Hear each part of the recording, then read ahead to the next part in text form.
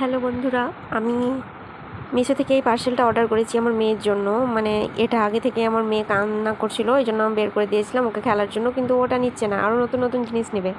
আমার হাতে এটা দেখছে, এটা এবার এটা নেওয়ার জন্য কান্না করছে। তো এটা আমি আমার রনিয়ার জন্য নিয়েছি।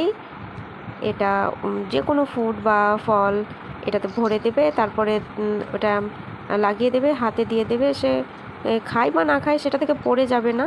সে একটু একটু করে যদি ওখানে মুখ দেয় তাহলে একটু একটু করে বেরিয়ে আসবে, আর ওটা পুরো মেল্ট হয়ে বেরিয়ে আসবে। তাহলে এটা অনেক সহজ পদ্ধতি যে তোমাকে বাচ্চা যখন নতুন নতুন খাবার খেতে শিখবে তখন তোমাদেরকে ওটা পিষে পিষে দিতে হয়, তাহলে সেটা পিষে পিষে দেবে না। আর এটা তো তোমাকে আগেই দেখালাম যে আগে বের করে নিয়েছিল খেলার জন্য।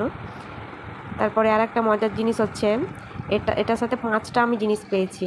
আর এটা একটা হচ্ছে তোমার বোতলের সাথে চামচ সেট করা আছে। তো আমি মানে এটা আমি খুলতে পারছিলাম না, এই চামচটা তো এখনও লাগানোই আছে। তো কী করবো, আবার পরে দেখতে হবে খুলে কেমন করে খুলতে হয়, কিন্তু আমি এখনও খুলতে পারছি না। তোমরা বলো আমাকে কিভাবে খুলতে হবে। এটা নেওয়ার জন্য সে জোর করছে, কি করব আমি।